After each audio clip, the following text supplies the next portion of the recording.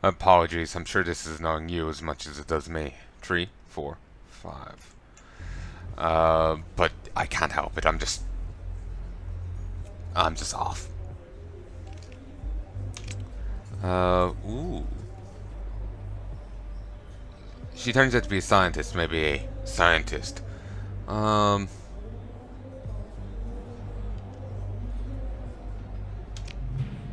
Technology cache. I might betray her if it will give me an alpha core.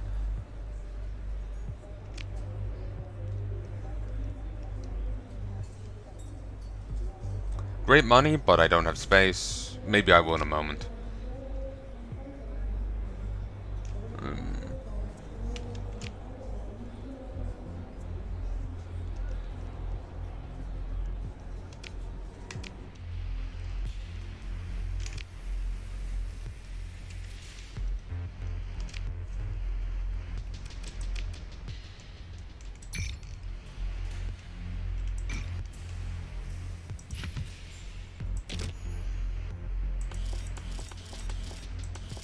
Where did it get? I think it was from adjusting an industry.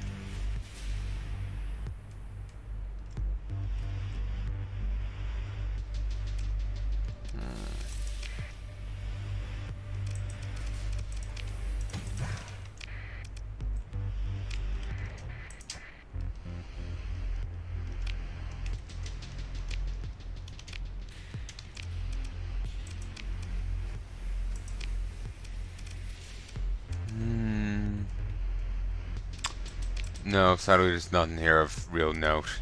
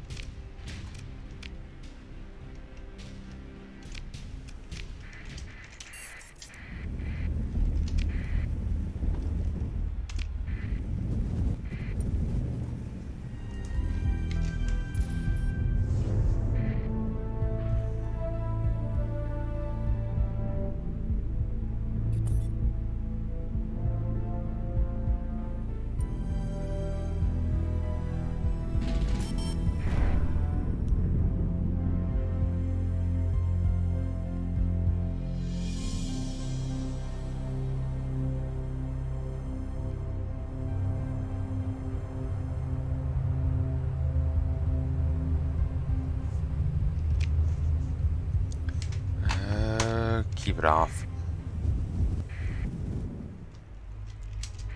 Seriously?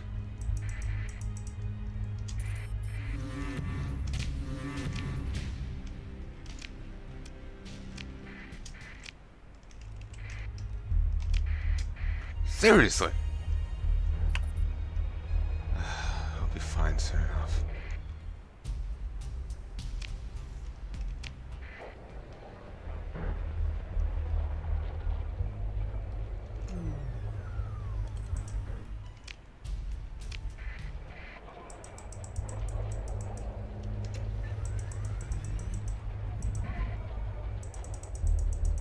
I will kill you if I have to.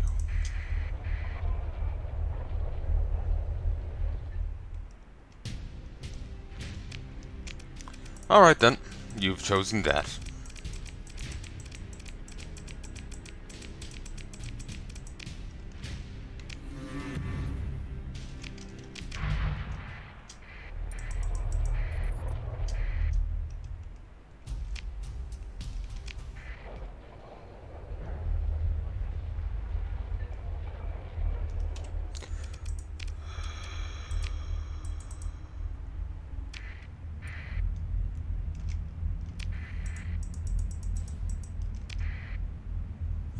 Alright, let's do this again.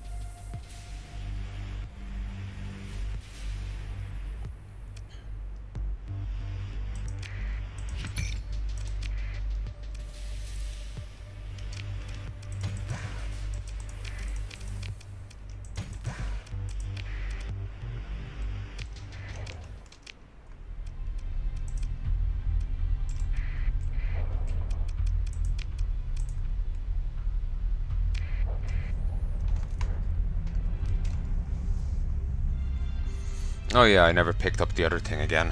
Well, I never did pick up the mission to deliver things throughout a church. Eh.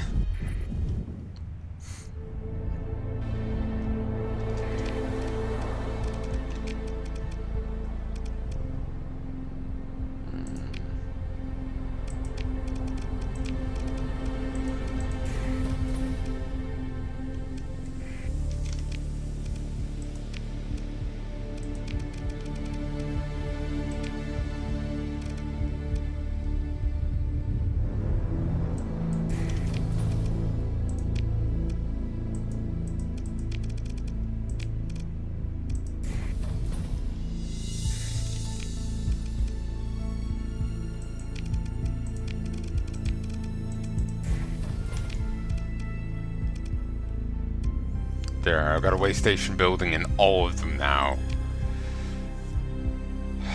And a defense structure building in one of them.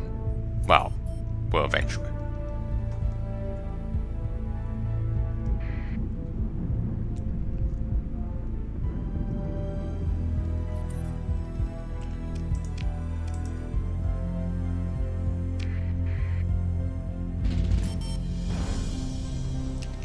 Well, I could have held on to money there. I know if I wanted to improve...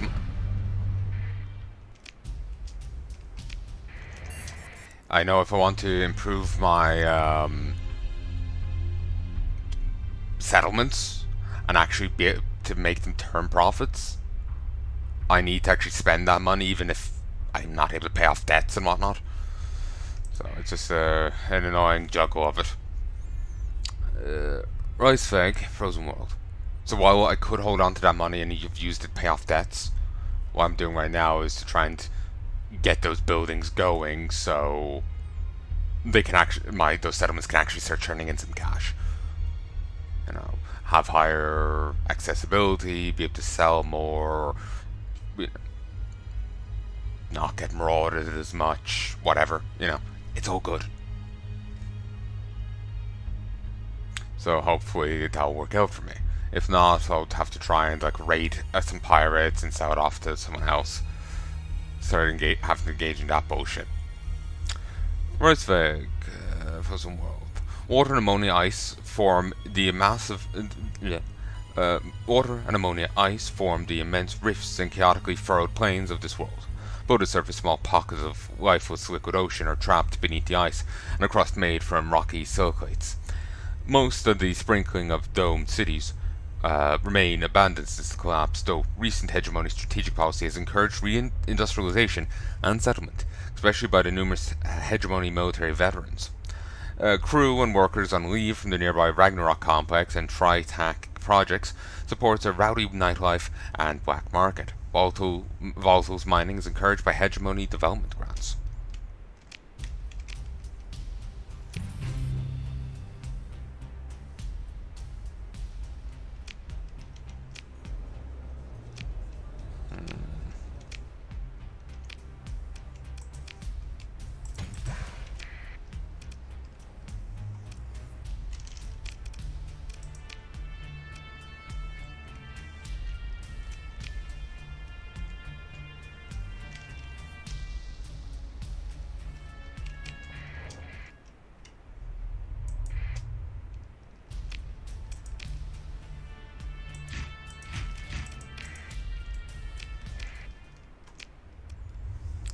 Okay.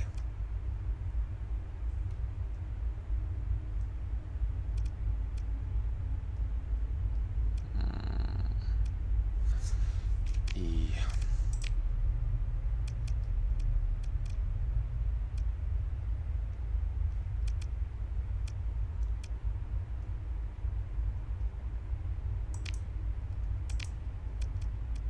Okay, it's here. I was wondering what that was about. Oh, hegemony inspection. Okay, I could apparently wait.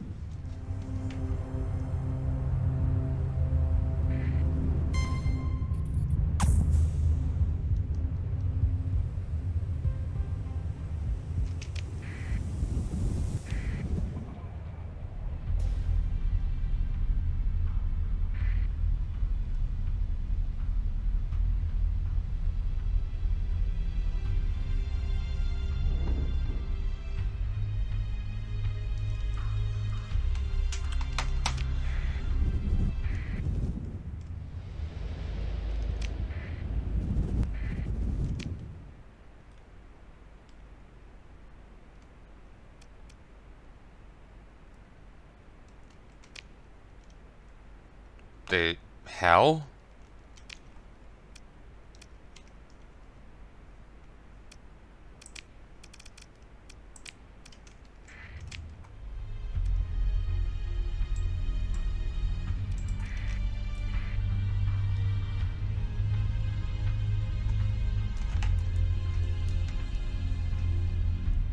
That was weird.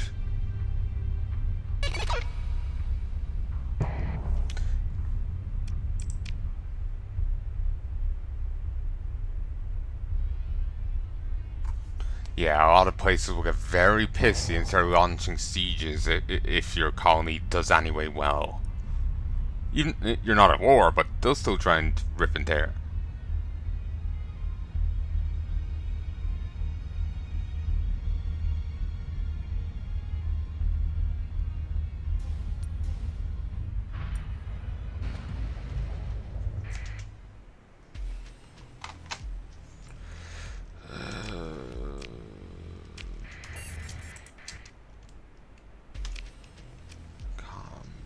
You piece of technology for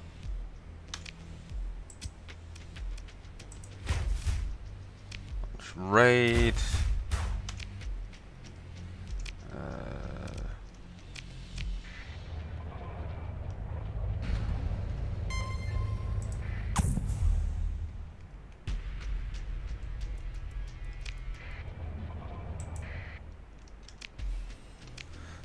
Raid. They have a lot of organics. No food. Jeez.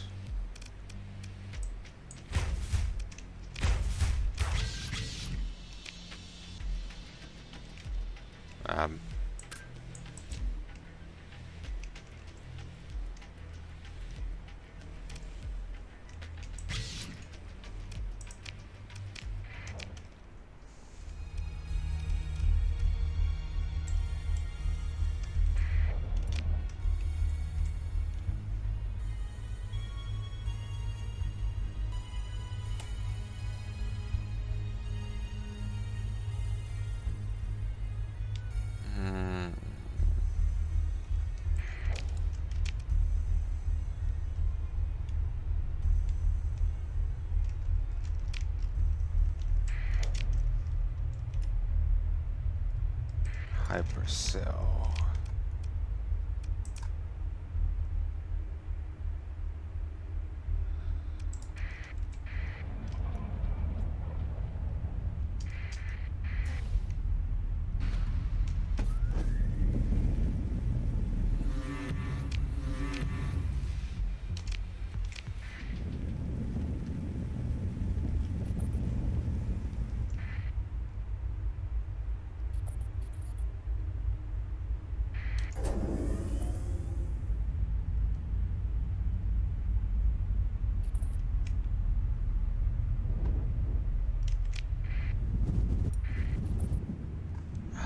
Hurt.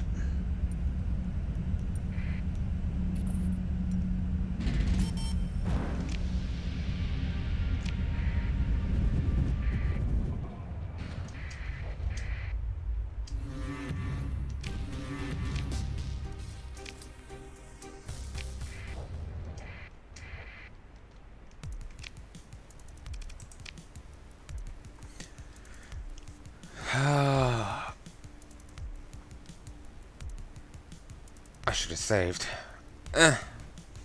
We'll roll with it. One sec. 1, 2, 3. Your comms officer connects your personal terminal to the local network. Activate the audio suppression field around your command station and enter the comms ID provided to you by Provost Baird. The animated logo of some Tritachion's sub-department makes a half a rotation for calls answered. Ario here, who's talking to me? Ryan Ario looks you over as if examining the Starship Hall for scratches. He seems to find something he doesn't quite approve of in you. Who gave you my comms ID, he demands. I'm told you can help me solve a problem.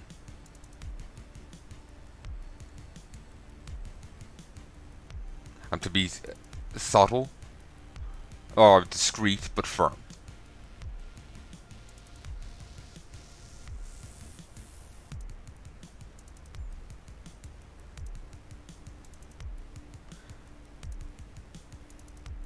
Provost, she did say mention her name, so. And Heya Baird. For just a moment you think you see a wave of panic cross Ario's face. It's replaced by a cocky grin. Oh, of course, the Glacier Academy Endowment Fund. How could I forget? Here. He taps at something and your comm displays an incoming set of coordinates with a code of a landing beacon. Take a shuttle down. We can touch base with the fund. For the Provost's exciting plans, I want to hear all about them. Puts his eyes upward for a moment and lowers them again to look directly at you. In person. He carries on as if this was all perfectly expected. Ever been planetside? Doesn't count if it's just the archaeology. I'll give you a tour of my chalet. Spectacular views, you'll love it. See you soon.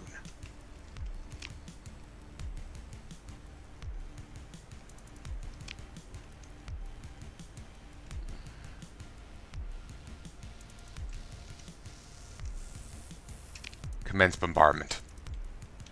Oh, such a low hazard rating, Jesus. V.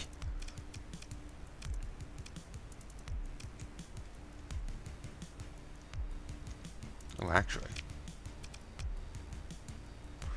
Oh, increase food production by 2. That's very nice.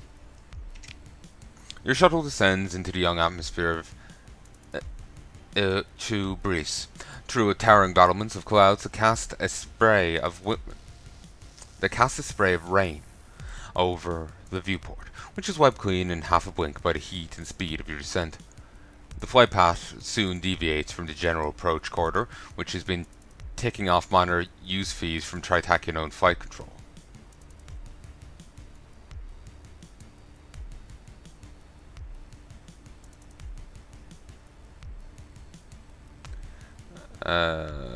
A general volume access fee, priority flight lane fee, service fee, customer satisfaction insurance charge, advertisement bypass fee, so have notifications off and focus on the landscape. Leaving behind the Triarch archaeology, a diamond growing atop their detritus piles of tiered slums, over pipelines, a steel blue bay, jagged fjords interrupted by ice jams and landslides, up and over a great crumbling escarpment, like a black wave that fills the horizon. You cross a landscape of oddly hued tundra spotted with thousands of milky green lakes. A new range of mountains rises on the horizon, torn in half by catastrophic workings of the terraformers, and beyond is a chaos of steep valleys populated by dwarf pine and tin white waterfalls. The nav system sounds a tonal indicating an imminent rival as the Arrow's private chalet, a small compound of radical geometric architecture surrounded by low outbuildings. Shuttle approaches on an ellipsid landing pad that appears to hang in thin air over a gorge. A human and robotic servant greet you placidly as you arrive and lead you into a grand parlor done in dark geometric style. Gold inlay gleams in onyx tabletops, and the polished granite floor is set with tastefully patterned jewel-tone carpets placed slightly askew. The view from the full sweep of Diamond Matrix Bay window is, as I promised, spectacular.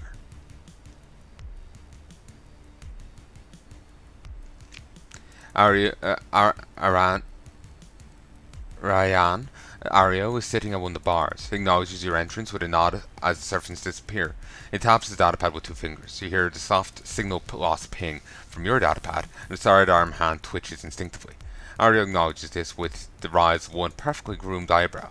Calm down, just making sure no one's listening. He flips through a series of null readouts on a datapad and, satisfied, sets it aside. So Barrett is calling in another installment. What will that be, Captain Palanai? I need to break into the data vault of the Ministry of Technology Standards. As soon as he says, a smile grows in Ario's face. He starts laughing and takes his time as it builds and falls. He laughs like he's strapped to a madman's rocket with no escape. So why not enjoy the ride? Finally, he slaps the onyx bar top one last time and puts his head in his hands. Give him a moment. He sighs and pours something from a crystal decanter into a glass, empties it, to a deal that gets worse all the time. Then pours another. Considers a moment, notices you, tilts the decanter to offer you a drink. Have a drink. Ari pours another, and passes you the tumbler, and clinks the glass together, clinks his glass into yours hard. And hit a beard, he shouts. He slams down an empty glass. I know someone who can do it. They're a pain in the ass, but this is key. They're crazy enough to do a job as stupid as one you're proposing. Hacker named Gargoyle. The real one, not one of the wannabes. Done business before. Here's the comms ID. Ryan. It's like Ryan, but odd. Extra A. Fuck it. Ryan pulls a data key from his pocket, waves it over his datapad, and a few taps later, and after a couple of taps, pushes towards you. If you get any pushback, if Gargoyle throws a little tantrum, give it back. Just give it back. It's all about the drama. But in the end, you're already in with a job as stupid as this. He holds up a hand, the details of which, by the way, you really do not need to tell me. Another thing I want is hegemony counter int crawling all over my operation. Or worse, some vampire from the company board smelling blood. Can you tell me more about this Gargoyle? He gives you a look. No. Who cares? Doesn't matter. Most of anything you hear about Gargoyle's made up, and half of that is true, so don't bother trying. Leans back, looking somewhere else, content to talk to himself some more. What's important is that Gargoyle always gets the job done. My theory is it's some kind of obsessive brain thing. He twirls a hand at his head to demonstrate. Probably implanted a subreddit the wrong way around and got an AI instead of a frontal lobe. Have fun with that one, he says with a smirk. What's Bird got on you, anyway? What's Bird got is a good investment. And the longer she waits... He waves at the luxury surroundings, the career of Ryan Ario. The more investment she collects. A shrug. It's done well enough for me. We all make deals to get ahead, and I've seen worse. Done worse to others. Plus, I'm an asset now. You can't simply snuff an asset owned by a bigger player. He turns and stares directly at you. And you're an asset now, too. Rhetorical question. What she got on you? Gives his cold smile. I hope you know. Nothing, really. Yeah, I rescued a guy from Tritachyon. I've shot some Tritachyon. Yeah, I've pissed off most major players without her needing any blackmail on me. So, one sec.